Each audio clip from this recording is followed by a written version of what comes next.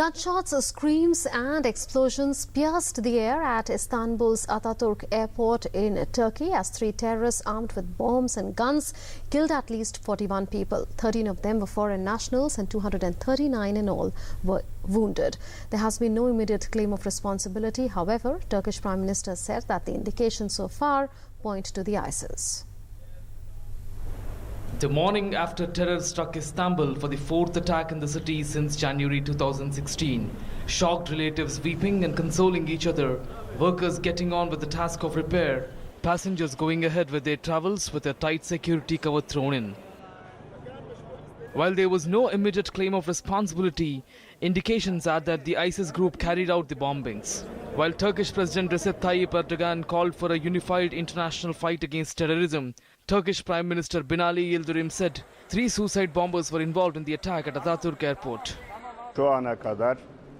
Findings by our security forces indicate that this terror attack was carried out by Daesh.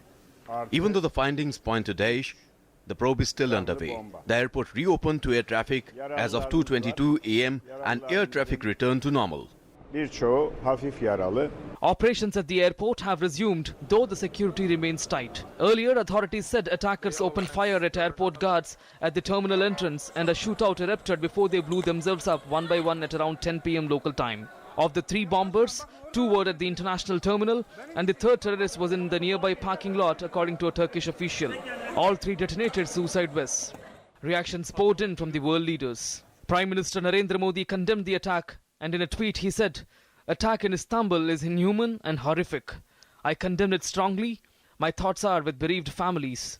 May the injured recover quickly." UN Secretary General Ban Ki-moon has condemned the Istanbul attack and called for stepped-up cooperation in the fight against terrorism. German Chancellor Angela Merkel too expressed solidarity with the people of Turkey in their fight against terror. I want to say to all of the Turkish people that we consider ourselves united with them in the fight against terror. In the United States, the Obama administration condemned the terror in Turkey and stressed on the need to intensify regional and international efforts to combat terrorism and violent extremism. The presumptive presidential nominees also reacted to the attack, voicing their familiar positions. While Republican Donald Trump advocated toughness, Democrat Hillary Clinton called for international cooperation. There has been no report so far of any Indian casualty in the terror attack.